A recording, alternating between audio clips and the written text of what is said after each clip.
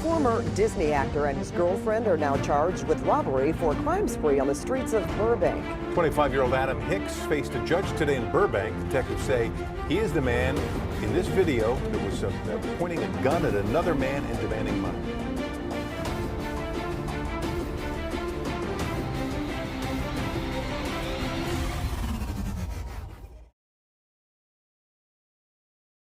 Adam, thank you for your time. Thank you for this opportunity. I have to admit that it was shocking to me when I received an email talking to me about this opportunity. So I really appreciate your time, and thank you for being here.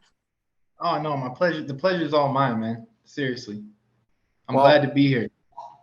I want to start this conversation by asking you to make it summarize about these last 5 years, what happened, why you get arrested, how was life in prison, your treatment, your stay at the hospital, and how do you feel right now? Well, honestly, man, it's been a long journey. It's been a lot of struggle, man. You know, my mother, she passed away. And my brother, he went to prison, and I just felt, you know, I was also struggling with mental illness and struggling with addiction for a long period of time, and things just kind of spiraled out of control, and it just became severe, and I didn't receive the help. Like, I feel like it could have been prevented, the arrest, you know, all this could have been prevented, and, you know, but yeah, man, I've learned a lot, you know, especially thinking about and, you know, being on my own in jail for a long period of time. You know, I've had a lot of time to think. I really feel like, you know, I've grown as a human being, as a person. You know, I want to make better choices in my life, you know, and I've learned from my mistakes. I can honestly say that I feel like I have.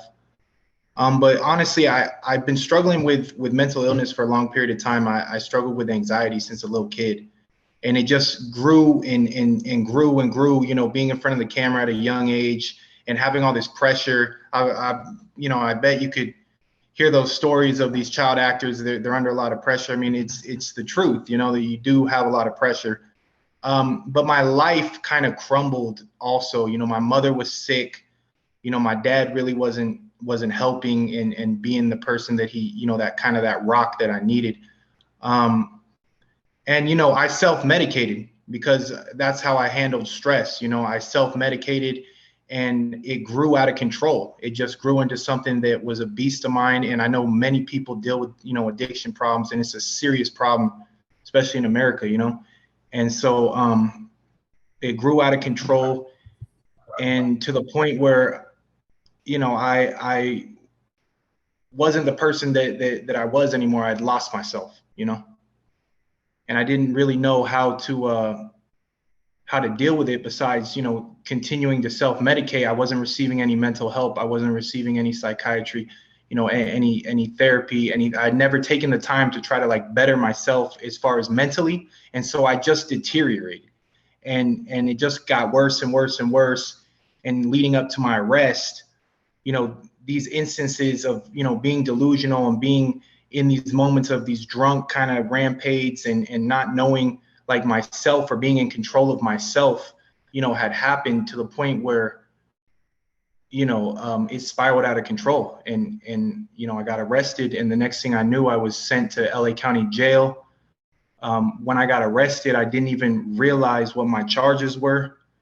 I was, you know, taken to the Twin Towers in LA County Jail, where the mental health side is. And I was flagged for my mental state, and I was put on a watch basically to see a psychiatrist. And so I waited to see the psychiatrist for a couple of months. They came, they deemed me incompetent to stand trial, meaning I could not stand trial because of my mental state. And so the judge ordered another you know, interview with a psychiatrist, because how they do it is like, when you get to jail and you have you have, you know, mental issues or something like that's going on, they have to have multiple people coming to verify that there's something going on, because obviously everyone who's in jail doesn't want to be there. People are going to pretend to be crazy. People are going to pretend to do all kinds of things. You know what I mean? And so they sent another psychiatrist who also deemed me incompetent to stand trial. And then the DA wanted an extra psychiatrist from the DA side to come in, and he also deemed me incompetent to stand trial. And then the judge, deemed me incompetent to stand trial. My bail was put on hold, so I was not able to bail out. I was sent to Metropolitan State Hospital and put on therapy and medication, which was court ordered. And look, people are dealing with mental illness, man. It's a serious thing. Like my dad's always dealt with mental illness. So as a young age, my dad was very mentally ill, and so seeing that kind of thing from my dad and then having to deal with it on my own and seeing how it can spiral into something that's madness, and get to the point where, I was doing so much, I was about to do a new show. My brother was getting out of prison that week. I was going to see, I was actually going to get therapy the next day. I actually got arrested the day before I left. And so everyone around me had basically they had either, not been able to understand how to help me or not be able to give me the resources I needed. But it came to the idea that I was going to go to a therapy treatment for a week, which I needed more than that. And I missed it by a day and I got arrested. And so dealing with that, getting on medication and on an actual process of helping me mentally for the first time in my life, then I realized like the magnitude of everything that had happened, and then I realized like, that basically like this is the bottom of the bottom. I mean, you can't get lower than this. You're sitting in a cell, 24 hours a day with charges and you just don't know what to do, So yeah, as far as struggles in the last 5 years, it's been a lot of like self-realization, having to understand who I am as an individual, having to understand, the things I want in life, the things that the man I need to be in life, the person I need to be in life, and, the structures I need to set up in my life also to make sure like something like this could never happen again, because when you have no barriers, or if you're just constantly getting like mentally pressed, eventually you explode, man. It just happens, and eventually you get pressed and you tip over. And this is what I felt like happened with me. I just was at the last of my last straw, and I ended up, in jail, and in the worst possible place that you could possibly be, and being around so many people in jail. When you're in jail, you're surrounded by people in jail, and there's a lot of depression in jail, man.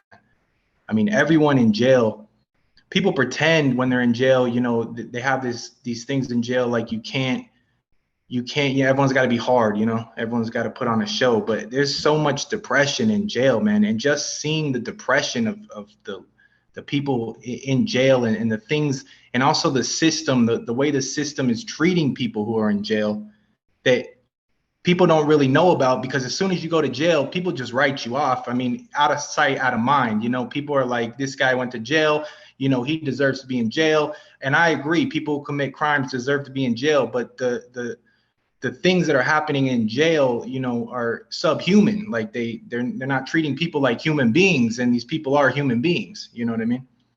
And so seeing that and realizing that also, was a big wake up call for me too, realizing like, that people need, they need structure. They need programs set up to where people can transition out of jail so they don't recommit crimes. There's things like this.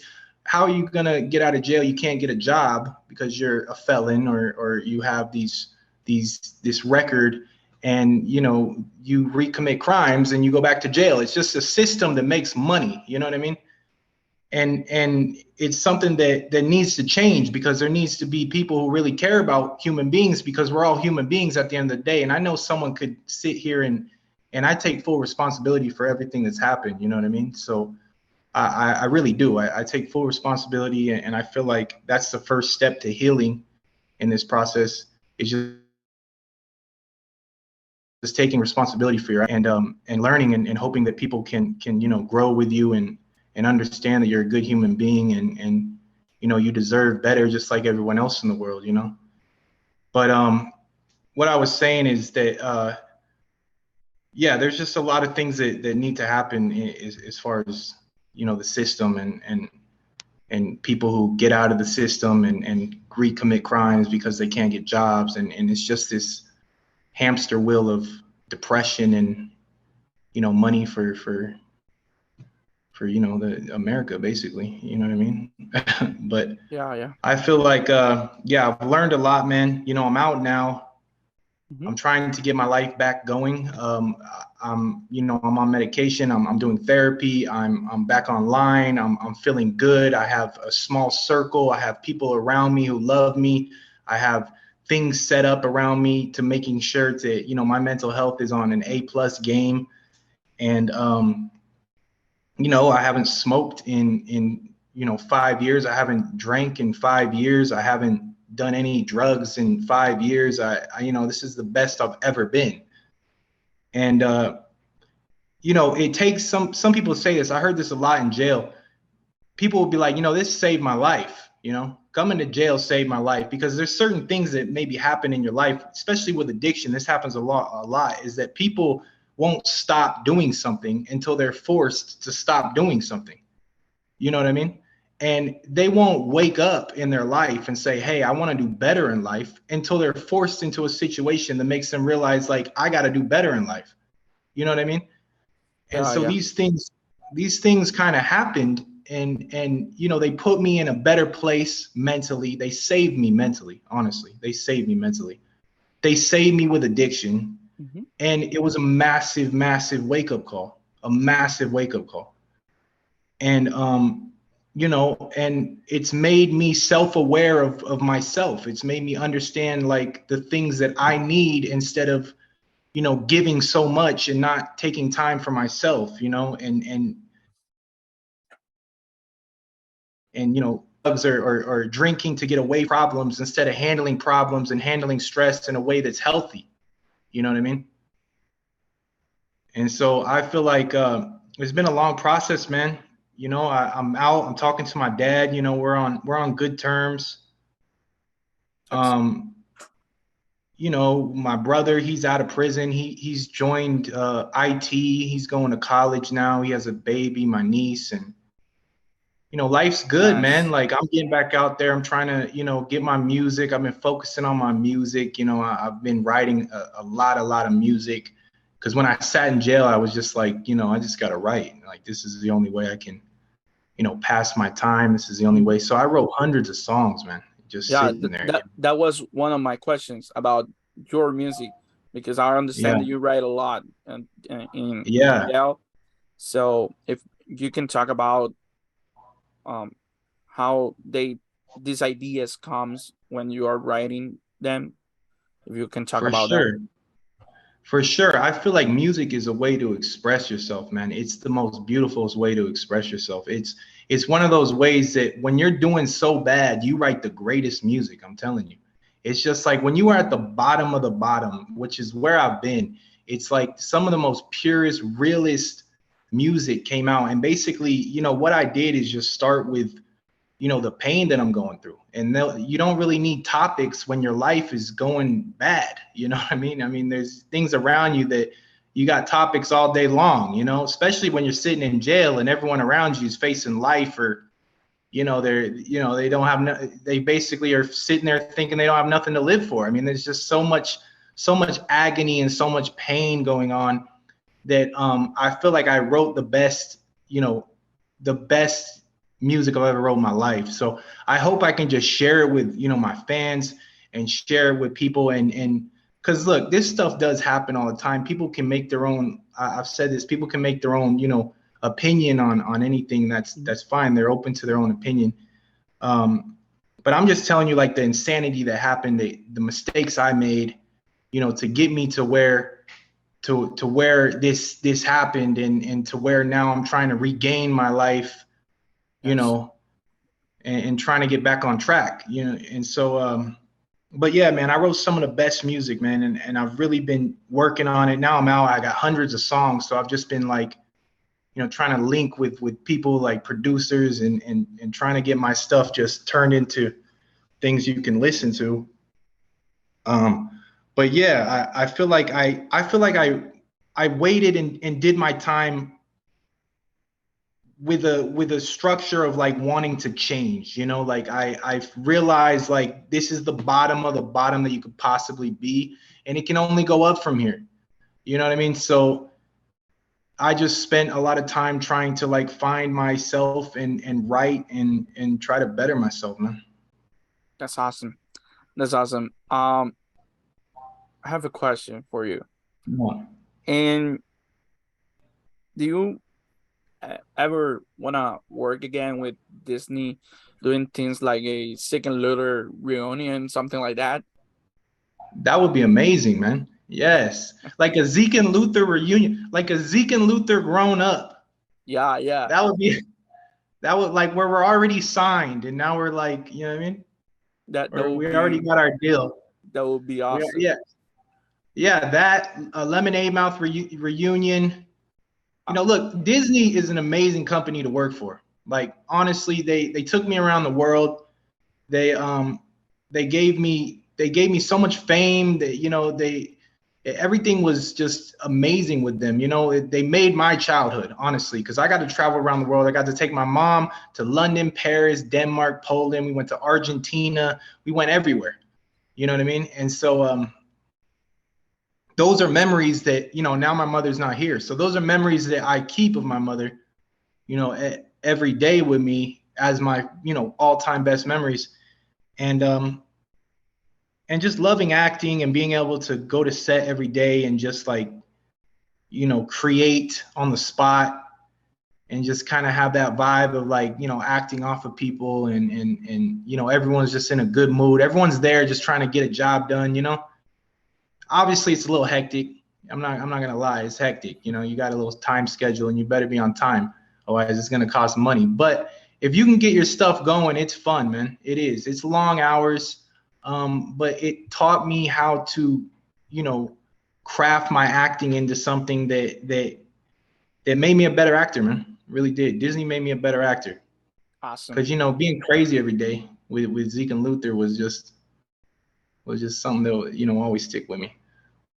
Great. You're back on social media, so if you can tell to everyone where people can find you. Yes, for sure. Well, my website is adam-hicks.com. Check out my TikTok. It's Real Adam Hicks. And then my Instagram is Real Adam Hicks. And then my YouTube, which all my music is going to be dropping on there, is Adam Hicks Music. And then also my Spotify is Adam Hicks. You guys are going to be seeing a lot of music, a lot of projects. Follow me on Instagram, Real Adam Hicks. Follow me on TikTok. And be looking out for me, man, because I got a lot of stuff coming out, a lot of real stuff that I feel like people are going to be able to relate to.